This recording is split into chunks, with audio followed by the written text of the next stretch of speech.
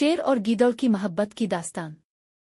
किसी जंगल में जहां हर जानवर अपनी अपनी जिंदगी में मगन था, वहां एक निडर और मजबूत शेर रहता था जिसका नाम था राजा। इसके साथ एक चालाक और होशियार गीदड़ था जिसका नाम था टीनो। शेर अपनी ताकत और दबदबे की वजह से जाना जाता था, जबकि गीदड़ अपनी चालाकियों के लिए मशहूर था। एक दिन जंगल में एक बहुत बड़ा मसला खड़ा हुआ, पानी की कमी। सारे जानवर परेशान थे कि क्या होगा।